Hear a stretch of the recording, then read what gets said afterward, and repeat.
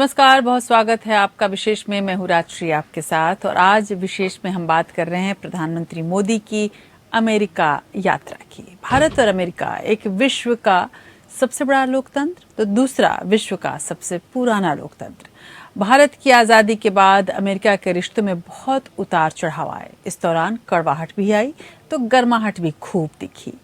America आज भारत का सबसे बड़ा ट्रेड पार्टनर है। आज भारत और अमेरिका रक्षा और सुरक्षा समेत कई क्षेत्रों में अहम साझेदार हैं। हर क्षेत्र में दोनों ही देश आगे बढ़ रहे हैं।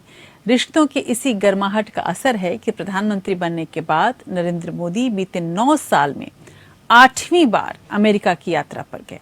कहा जाता है कि कूटनीति में दोस्ती भी नफा नुकसान को ध्यान में रखकर की जाती है। माना जा रहा है कि अमेरिका चीन से बिगड़ते रिश्तों को संतुलित करने के लिए भारत को अपने करीब ला रहा है। साथ ही अमेरिका इंडो पैसिफिक इलाके में अपनी पकड़ मजबूत बनाने की कोशिश में भी लगा है, जिसके लिए उसे भारत का साथ होना जरूरी है। भारत को अमेरिका से कारोबार और टेक्नोलॉजी की जरूरत है। ये मार्के की बात है कि देश की विदेश नीति में जवाहरलाल नेहरू की गुटनिरपेक्षता की नीति अभी भी जिंदा है। भारत कभी भी किसी एक पक्ष के साथ खड़ा नहीं दिखना चाहता, न ही किसी वैश्विक सुपर पावर का जूनियर पार्टनर दिखना चाहता था।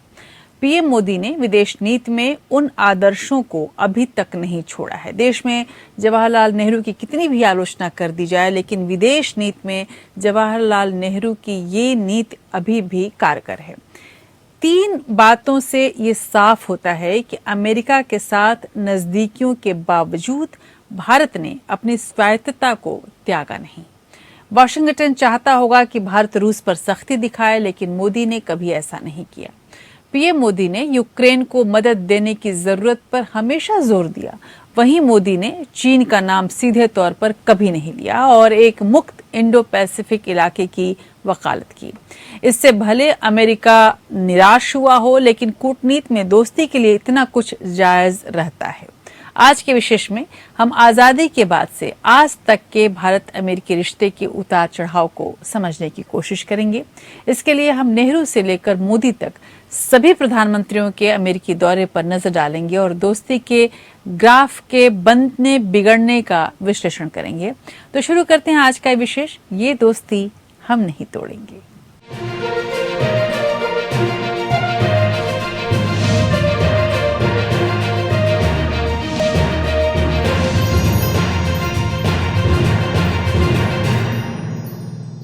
तो सबसे पहले बात मोदी के अमेरिकी दौरे की। मई 2014 में देश की सत्ता संभालने के बाद प्रधानमंत्री मोदी ने अपनी पहली अमेरिकी यात्रा 26 से 30 सितंबर 2014 के बीच की थी। अमेरिका के तत्कालीन राष्ट्रपति बराक ओबामा के न्योते पर प्रधानमंत्री मोदी अमेरिका पहुंचे। उन्होंने वहां संयुक्त राष्ट्र संघ की बैठक में भी शिरकत की। प्रधानमंत्री मोदी ने पहली बार 8 जून 2016 को अमेरिकी कांग्रेस को संबोधित किया था। अब उन्होंने दूसरी बार कांग्रेस को संबोधित किया है, जहां उन्होंने आर्थिक विकास, कोविड वैक्सीनेशन और महिला सशक्तिकरण पर भारत की उपलब्धियां गिनाई। दोनों नेताओं के बीच द्विपक्षीय बातचीत भी हुई, जिसमें कई महत्वपूर्ण समझौते हुए। एक नजर हालिया दौरे पर।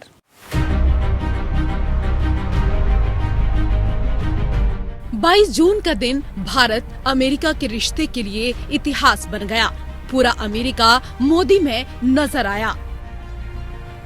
हर तरफ मोदी मोदी के नारे गूंजते रहे।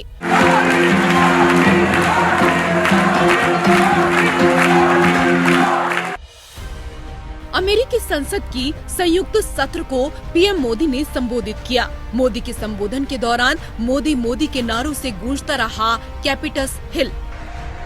पीएम मोदी ने कहा, भारत और अमेरिका जीवंत लोकतंत्र है और दोनों मिलकर दुनिया को बेहतर भविष्य दे सकते हैं। पीएम मोदी ने कहा कि भारत दुनिया की 5वीं सबसे बड़ी इकोनॉमी है और जल्द ही तीसरी सबसे बड़ी अर्थव्यवस्था बन जाएगा। Being a citizen of a vibrant democracy, myself, I can admit one thing, Mr. Speaker, you have a tough job.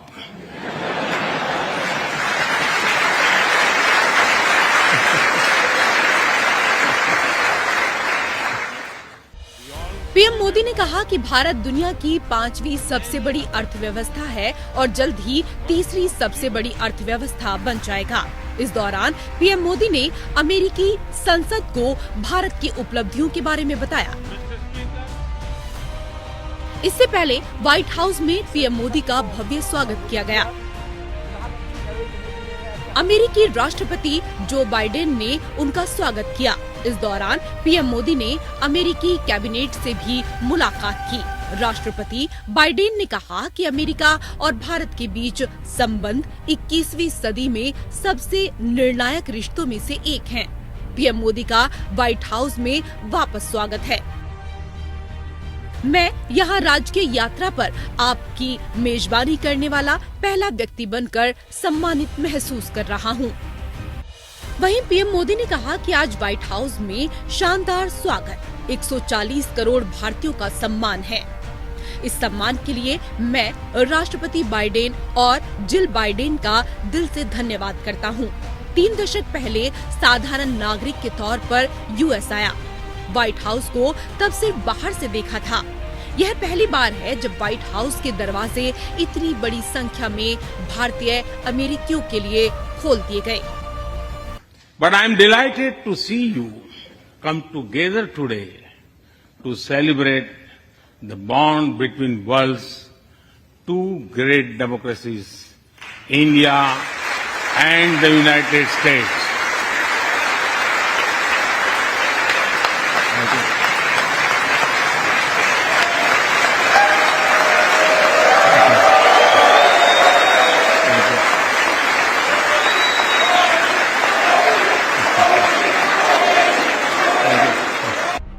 White house में पीएम मोदी और जो बाइडेन के बीच द्विपक्षीय वार्ता हुई। इसके बाद दोनों नेताओं ने साझा बयान जारी किया। इस दौरान पीएम मोदी ने आतंकवाद का मुद्दा एक बार फिर उठाया और अल्पसंख्यकों पर भी अपनी बात रखी। द्विपक्षीय वार्ता के बाद हुई प्रेस कॉन्फ्रेंस में अल्पसंख्यकों के सवाल पर पीएम मोदी ने कहा कि भारत में किसी भी आधार पर भेदभाव नहीं होता। लोकतंत्र हमारा डीएनए है। लोकतंत्र हमारी रगों में है। हम लोकतंत्र जीते हैं। भारत संविधान से चलता है और सरकार उसी से चलती है। भेदभाव की बिल्कुल भी जगह नहीं है। व्हाइट हाउस में पीएम मोदी और जो बाइडेन के बीच द्विपक्षीय वार्ता में कई अहम समझौते हुए। पीएम मोदी के अमेरिका दौरे के दूसरे दिन अमेरिका की जीई एरोस्पेस और हिंदुस्तान एरोनॉटिक्स लिमिटेड यानी HAL के बीच फाइटर प्लेन के इंजन बनाने का समझौता हुआ। इसके तहत अब भारतीय लड़ाकू विमानों के इंजन भारत में ही बनेंगे। पहले जीई इन्हें सप्लाई करती थी। इसके अलावा जिन चीजों पर समझौते हुए हैं उसमें ड्रोन प्रीडेटर MQ-9 डील को मंजूरी। भारतीयों के लिए आसान होगी H-1B वीजा प्रक्रिया। सेमीकंडक्टर मैन्युफैक्चरिंग के लिए $80 करोड़ का होगा निवेश। 2024 तक अमेरिका की मदद से एक भारतीय एस्ट्रोनॉट को इंटरनेशनल स्पेस स्टेशन ISS भेजा जाएगा। अमेरिका ने भारत में 2 नए कॉन्सुलेट खोलने का ऐलान किया। भारत ने भी अमेरिका में एक मिशन खोलने का फैसला लिया। ये समझौते, ये भव्य स्वागत, ये जोश, ये उत्साह बन रहा है। ये समझौते, ये भव्य स्वागत, ये जोश, ये उत्साह बता रहा है कि भारत और अमेरिका का रिश्ता अब एक नई मंजिल की ओर निकल चुका है, जहां एक दूसरे के प्रति विश्वास है, सहयोग है और दुनिया को बेहतर भविष्य देने का भरोसा। Bureau report APN।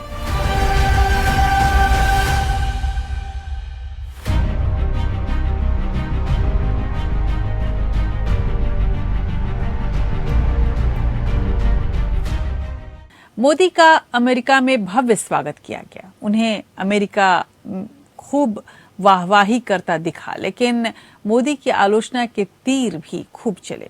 मोदी के पुराने दोस्त बराक ओबामा ने ही सबसे पहले उनकी आलोचना शुरू की और अपनी एक बातचीत में उन्होंने स्पष्ट किया कि पीएम मोदी से जब भी वो बात होती तो वो भारत में अल्पसंख्यकों के अधिकारों पर चर्चा जरूर करते।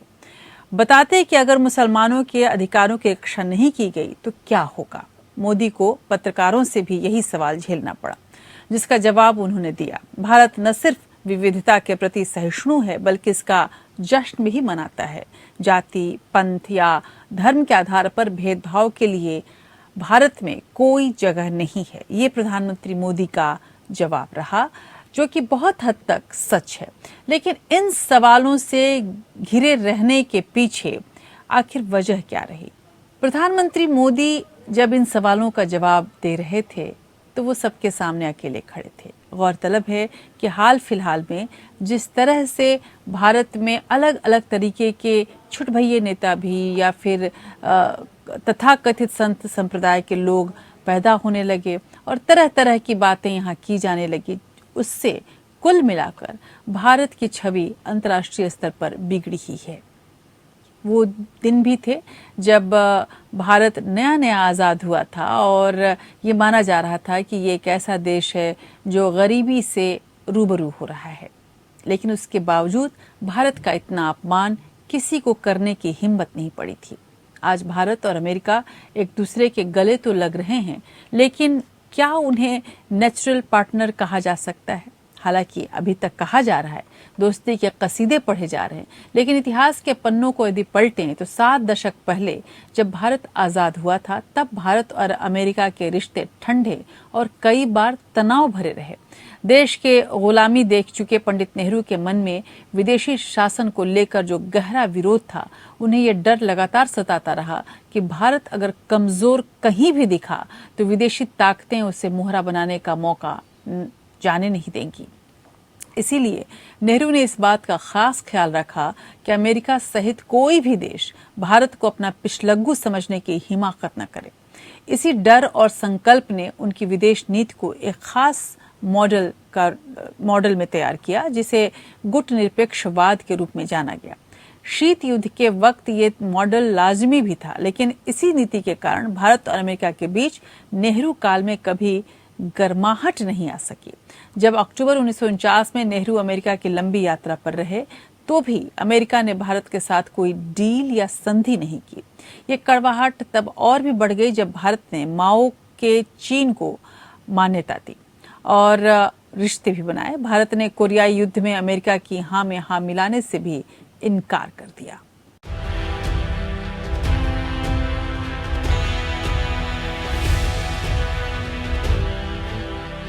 Prime Minister of India and the Orient's greatest political and spiritual leader.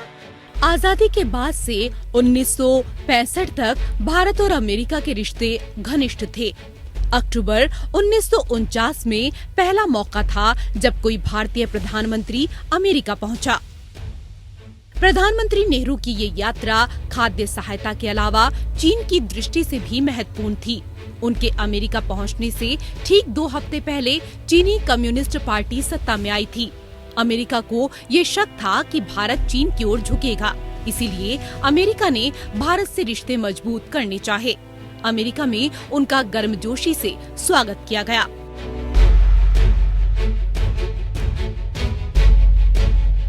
Washington हवाई अड्डे पर तत्कालीन अमेरिकी राष्ट्रपति हैरी एस ट्रूमैन ने उनका स्वागत किया था। अपने पहले ही दौरे में नेहरू ने यूएस कांग्रेस की संयुक्त सभा को संबोधित किया। नेहरू ने अमेरिका से खाद्य सहायता को सुरक्षित करने की मांग की, जिसे माना नहीं गया। These two republics of the Western world and the Eastern world will find many ways of working together in friendly and fruitful cooperation for our mutual advantage and for the good of humanity. Nehru का दूसरा दौरा 1956 में 16 से 20 दिसंबर के बीच हुआ था। इस दौरान अमेरिका ने भारत को दी जाने वाली आर्थिक मदद को बढ़ाकर हर साल $822 मिलियन कर दिया था। I must say, it is a slightly intimidating experience to meet so many of members of the press whose words not only go across the United States but to all parts of the world.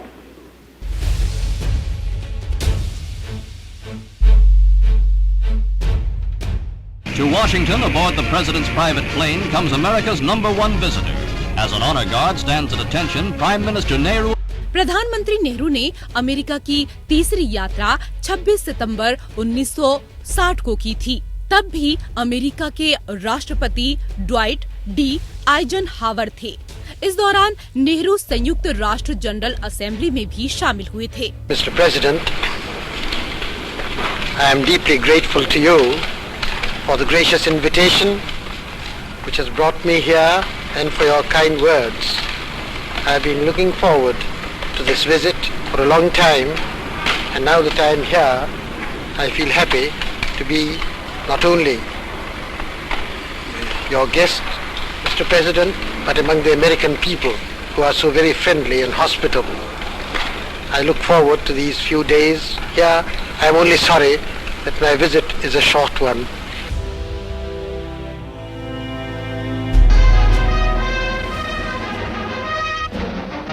चौथी बार प्रधानमंत्री नेहरू नवंबर 1961 में America गए थे। इस दौरान America के राष्ट्रपति John F Kennedy थे।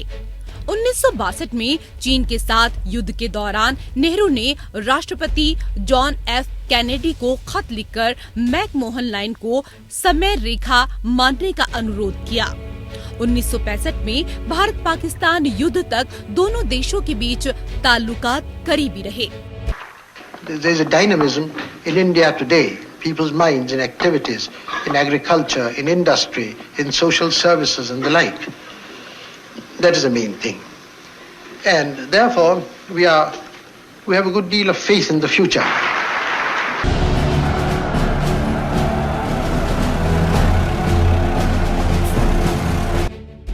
भारत और पाकिस्तान के बीच 1971 में तीसरा युद्ध हुआ। दिसंबर 1971 में पाकिस्तान को हार का सामना करना पड़ा और बांग्लादेश का गठन हुआ। पूर्वी पाकिस्तान में अपने ही नागरिकों के खिलाफ पाकिस्तानी सेना की हिंसा के पर्याप्त सबूत थे। इसके बावजूद अमेरिका ने इस्लामाबाद का पक्ष लिया। वहीं रूस भारत के साथ खड़ा था। इस युद्ध के बाद से भारत और रूस करीब आते चले गए और अमेरिका से रिश्तों में खटास आ गई। Bureau report.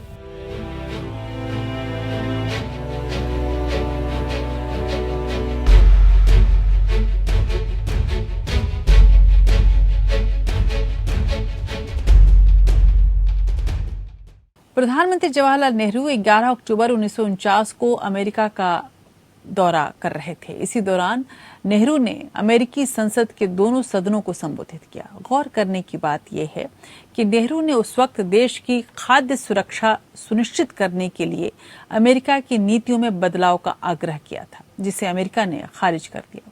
दरअसल नेहरू ने भुखमरी देखी थी। बंगाल का अकाल मात्र 6 साल पहले हुआ था।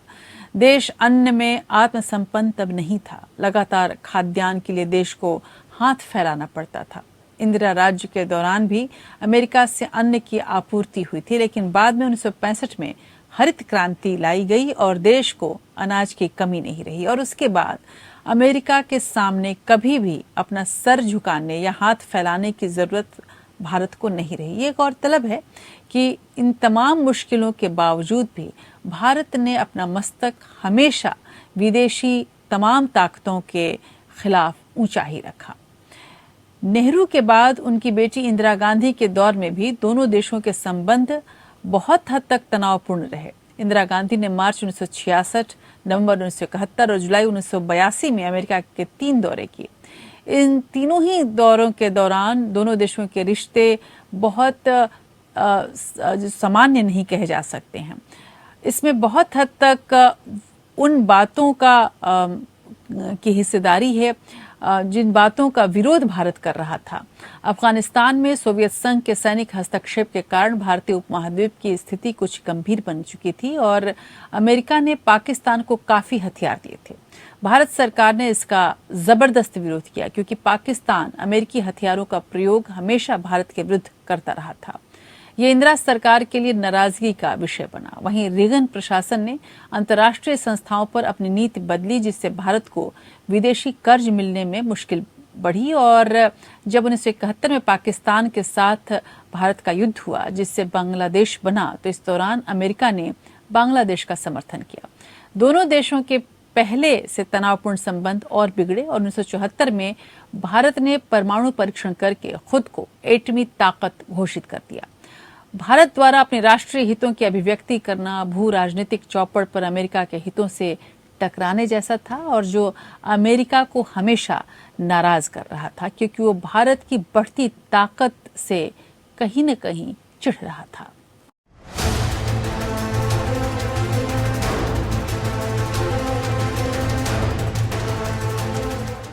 तत्कालीन प्रधानमंत्री इंदिरा गांधी का अमेरिका दौरा कठिनाइयों के दौर में हुआ। 1965 में भारत पाक युद्ध के समय अमेरिका ने भारत को दी जाने वाली सहायता रोक दी थी। उस समय प्रधानमंत्री के रूप में इंदिरा गांधी पहली बार 28 मार्च 1 अप्रैल 1966 को अमेरिका गई थी। To me, every journey is an adventure, and I can say that this one is an adventure in search of understanding and friendship. It is difficult to imagine two nations more different than ours. As history goes, your country is a young one.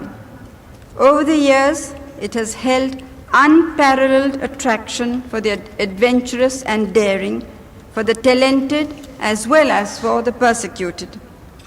It has stood for opportunity and freedom. The endeavors of the early pioneers, the struggle for human values, the coming together of different races have enabled it to retain its elan and dynamism of youth. उस समय America के राष्ट्रपति Lyndon B Johnson थे। भारत सूखा और अन्य संकट के दौर से गुजर रहा था। इंदिरा गांधी ने रियायती दरों में खाद्यान्न की मांग की थी, जिसे अमेरिका ने मंजूर किया था। दूसरी बार इंदिरा गांधी ने 14 अक्टूबर 1968 को अमेरिका की यात्रा की। उस समय भी अमेरिका के राष्ट्रपति लिंडन बी जॉनसन ही थे। तब इंदिरा ने संयुक्त राष्ट्र की आम सभा को संबोधित किया था। तीसरी बार 1970 में 14 से 24 अक्टूबर के बीच प्रधानमंत्री गांधी अमेरिका गई थीं। Admiration for the spirit of quest of the American people, for their desire to reach beyond the immediate. I bring to you, Mr. President, and to the people of America, the greetings of the government and the entire people of India, and I fully and sincerely support the desire which you have expressed. तब भी उन्होंने वहां संयुक्त राष्ट्र की आम सभा को संबोधित किया था। तब उस वक्त अमेरिका के राष्ट्रपति रिचर्ड निक्सन थे। चौथी बार इंदिरा गांधी 3 से 6 नवंबर 1971 को अमेरिकी दौरे पर थीं। India, our preoccupation is with building and development. Our problem is not to influence others, but to consolidate our political and economic independence. We believe in freedom with a passion that only those who have been denied it can understand. We believe in equality because many in our country were so long deprived of it. तब भी America के राष्ट्रपति Richard Nixon ही थे। 4 दिसंबर 1971 को भारत ने ढाका पर हमला किया।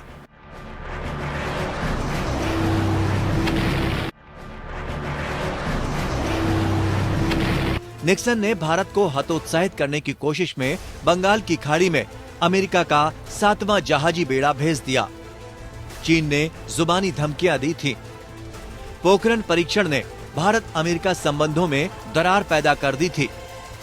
अमेरिका ने भारत को आर्थिक सहायता और रक्षा उपकरणों की आपूर्ति पूरी तरह से रोकने का आदेश दिया था। इस मुद्दे के कारण दोनों देशों के संबंधों में गतिरोध पैदा हो गया था। हालांकि अक्टूबर 1974 में अमेरिकी विदेश मंत्री डॉक्टर हेनरी किसिंजर की भारत यात्रा ने दोनों देशों के बीच दूरियों को पाटने में मदद की, लेकिन 1975 में इंदिरा गांधी द्वारा आपातकाल लगाए जाने से भारत अमेरिका संबंध तनावपूर्ण हो गए।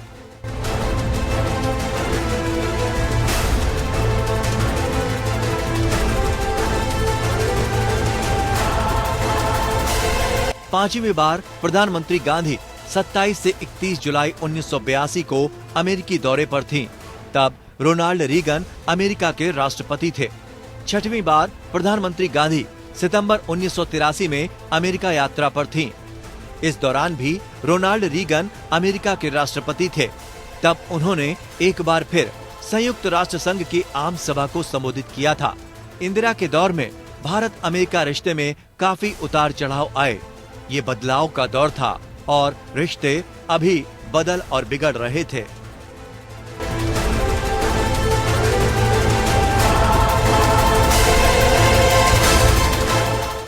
भले ही इंदिरा सरकार ने अमेरिका के रिश्ते इंदिरा सरकार और अमेरिका के रिश्ते अच्छे न रहे हों, लेकिन इंदिरा गांधी के आकर्षक व्यक्तित्व ने अमेरिकियों को सम्मोहित किया। उनकी साड़ी पहनने के तरीके से लेकर हेयर स्टाइल सभी ने इंदिरा को उस वक्त की सबसे आकर्षक महिला नेता बनाया। इंदिरा के जादू से अमेरिकी राष्ट्रपति लिंडन बी जॉनसन भी न बच सके। अमेरिकी राष्ट्रपति लिंडन बी जॉनसन के निमंत्रण पर इंदिरा गांधी ने 28 मार्च 1966 को अमेरिका का दौरा किया। व्हाइट हाउस की दावत में इंदिरा गांधी के साथ डांस करने के लिए जॉनसन उतावले हो रहे थे। इंदिरा के बायोग्राफी लेखक इंदर मल्होत्रा ने लिखा कि इंदिरा गांधी ने अमेरिकी राष्ट्रपति जॉनसन के डांस के अनुरोध को ये कहते हुए ठुकरा दिया था कि उनके देशवासियों को ये पसंद नहीं आएगा, उनकी संस्कृति ये नहीं करवाती, उनके प्रधानमंत्री बॉलरूम डांस करें ये सही नहीं है। बाद में भावुक होते हुए जॉनसन ने अपने अधिकारियों को कहा कि इस लड़की को कोई नुकसान नहीं पहुंचना चाहिए।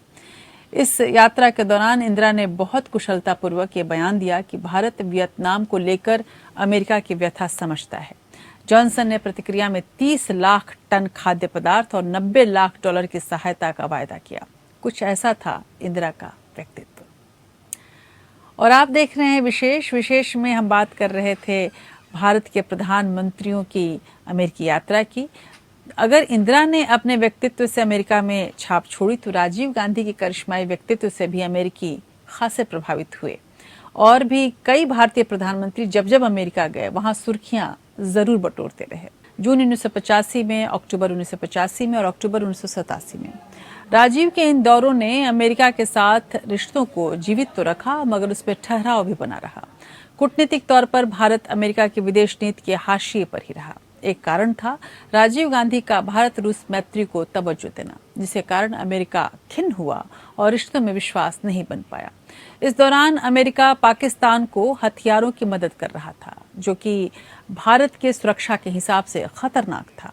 इससे भी रिश्ते में कटुता बनी रही। बहरहाल जब जब राजीव अमेरिका गए उनके स्वागत में कोई कमी नहीं रखी गई, लेकिन कूटनीति का खेल अपने स्तर पर चलता रहा। भारत रूस के करीब रहा और पाकिस्तान अमेरिका के।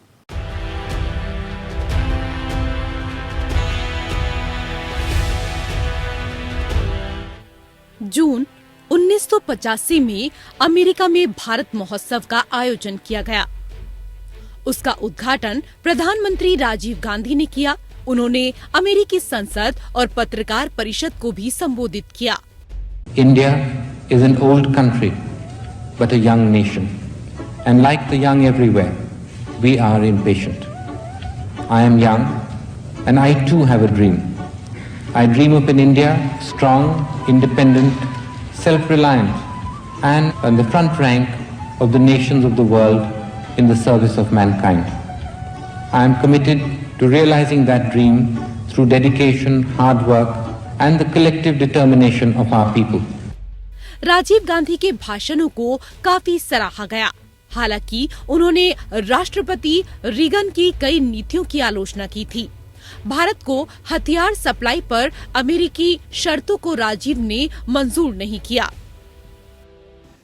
Mr. Prime Minister, Nancy and I take great pleasure in welcoming you and Mrs. Gandhi to the White House today. In 1949, your grandfather, Prime Minister Nehru, visited the United States on what he termed a voyage of discovery. He said that though we may know the history and something of the culture of our respective countries, what is required is a true understanding and appreciation of each other. Pleasantly rewarding of journeys. I look forward, in particular, to my talks with you, Mr. President.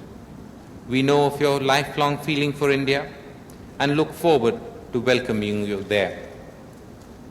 From this week, a Festival of India opens here in Washington. Several other cities will soon join in it. The festival portrays India's aspirations, achievements, and ancient living heritage. Rajiv Gandhi ने 3 बार America का दौरा किया। जून 1985 में, अक्टूबर 1985 में और अक्टूबर 1987 में। राजीव के इन दौरों ने अमेरिका के साथ रिश्तों को जीवित तो रखा, मगर उसमें ठहराव भी बना रहा। इन यात्राओं से भारत अमेरिका के द्विपक्षीय संबंधों को बल मिला और द्विपक्षीय व्यापार में भी बहुत बढ़ोतरी हुई। दोनों ही देशों के निजी क्षेत्रों के बीच सहयोग भी तेज हो गया। भारत अमेरिका सांस्कृतिक, शैक्षिक और वैज्ञानिक सहयोग कोष की स्थापना भी इसी दौरान हुई।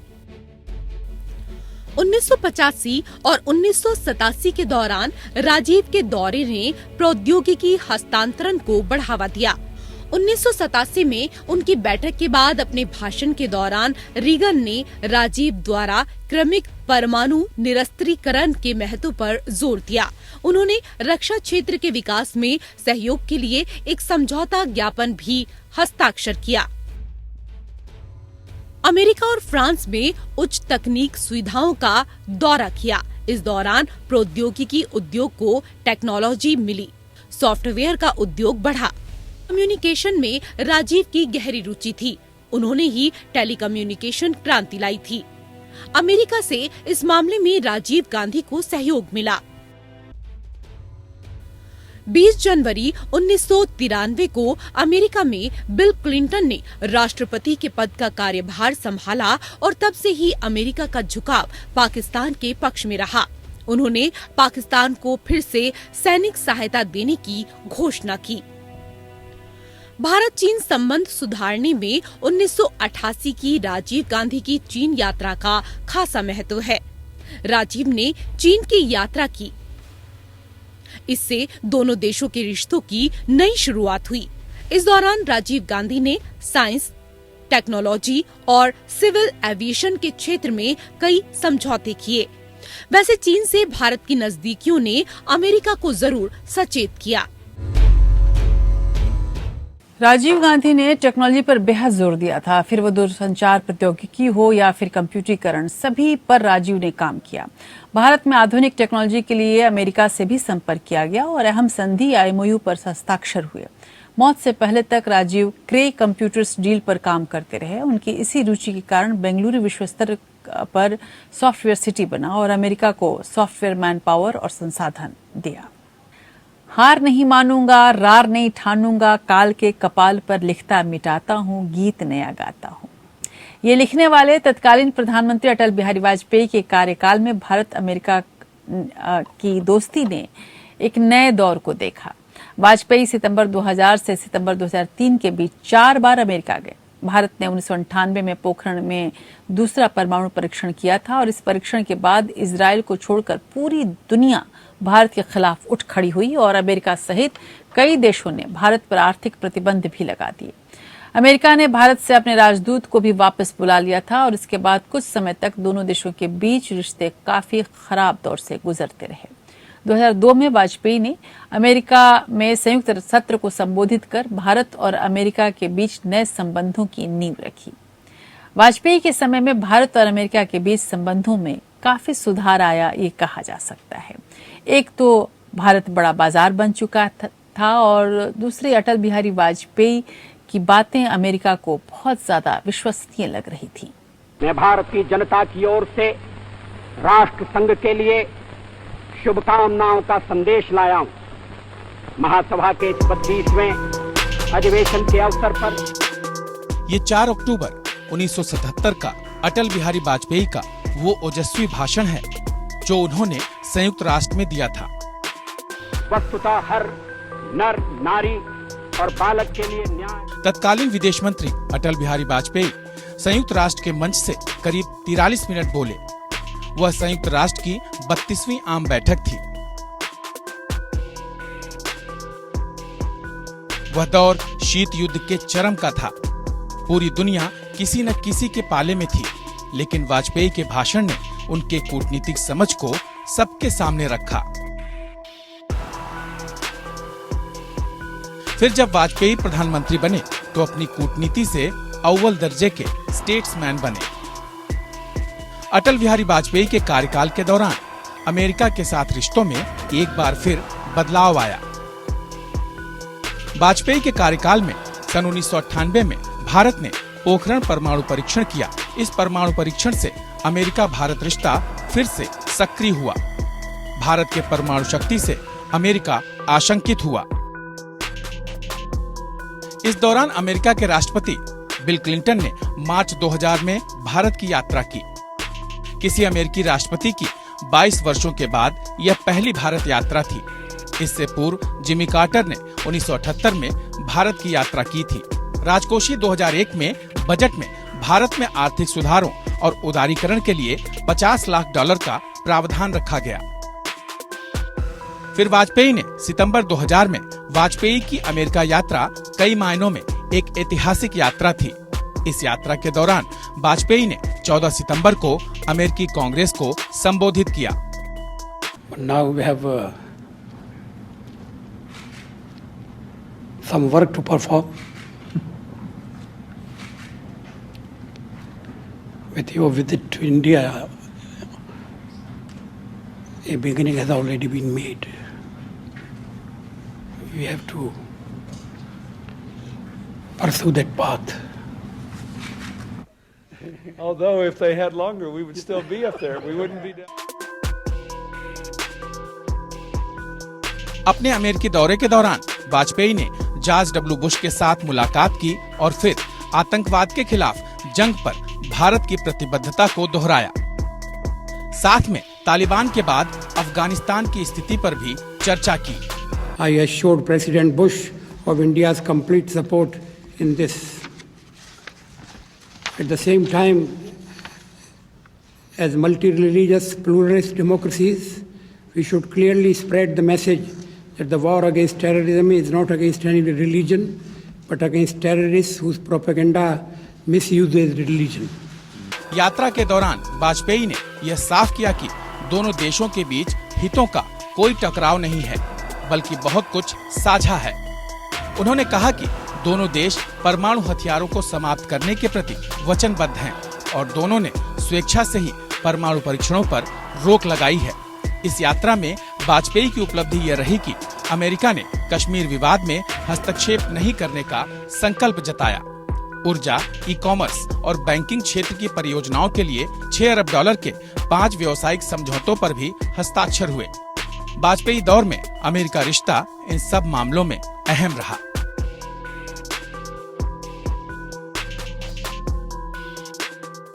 वाजपेयी ने लिखा था कि मेरी कविता जंग का ऐलान है, यह पराजय नहीं, प्रस्तावना नहीं, वह हारे हुए सिपाही का नैराश्य निनाद नहीं, जूझते योद्धा का जय संकल्प है, वह निराशा का स्वर नहीं, आत्मविश्वास का जय घोष है।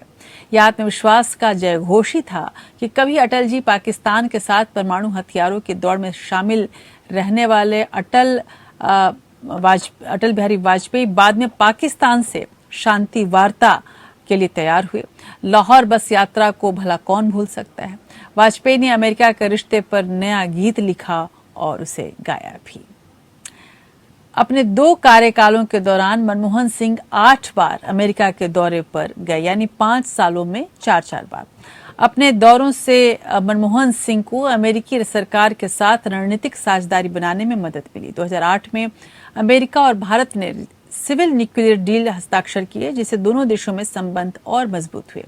मनमोहन सिंह अमेरिकी कांग्रेस को संबोधित करने वाले 5वें भारतीय प्रधानमंत्री बने और मनमोहन सिंह की काबिलियत और उनकी प्रशांत छवि से हर एक अमेरिकी सीनेटर या फिर वहां के लोग प्रभावित रहे।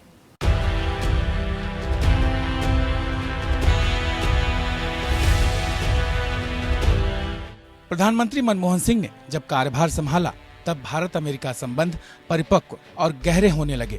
2004 तक भारत एक तेजी से बढ़ती अर्थव्यवस्था बना। इसने 2007 में $1 ट्रिलियन का आंकड़ा और 2014 में $2 ट्रिलियन अमेरिकी डॉलर का आंकड़ा छू लिया। मनमोहन सिंह अर्थशास्त्री भी थे। वे वित्त मंत्री भी रह चुके थे।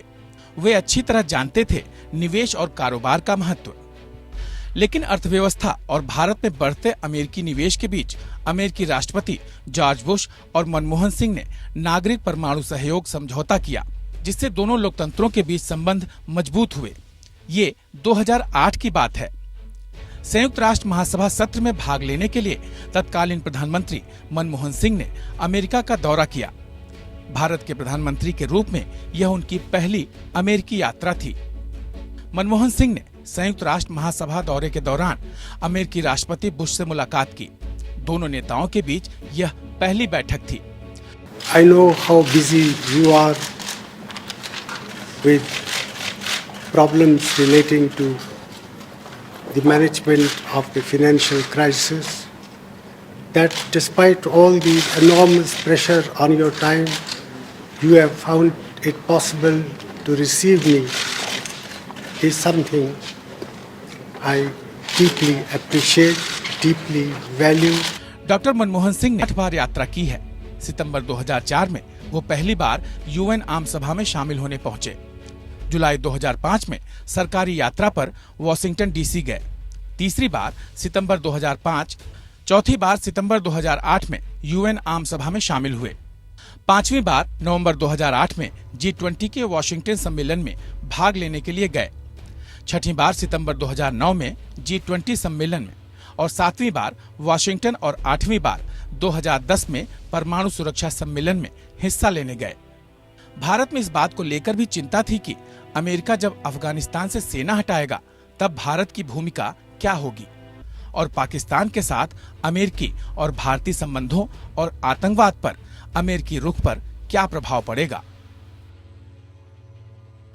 भारत के प्रधानमंत्री के रूप में सिंह की संयुक्त राज्य अमेरिका की अंतिम यात्रा सितंबर 2013 में हुई थी, जब उन्होंने संयुक्त राष्ट्र महासभा को संबोधित किया था, ओबामा से मुलाकात की थी, व्यापारिक नेताओं के साथ बैठक की थी और पाकिस्तान, बांग्लादेश और नेपाल के नेताओं के साथ भी मुलाकात की थी।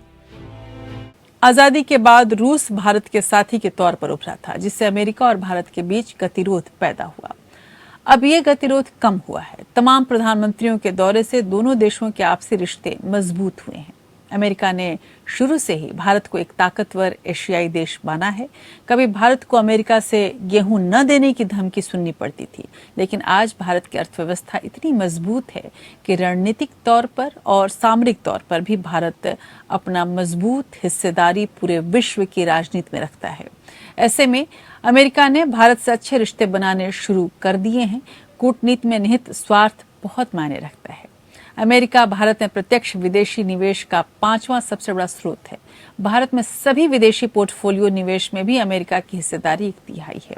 अमेरिका भारत रक्षा प्रौद्योगिकी में भी कई डील कर चुका है। अमेरिका में हथियारों का उद्योग अहम है और इसकी खास लॉबी भी। भारत को अगर अमेरिकी निवेश चाहिए तो अमेरिका की नजर भारत के फलते फूलते बाजार पर है। भारत को अंतर्राष्ट्रीय मंचों पर एक साथी चाहिए जो उसकी बातों का समर्थन करे।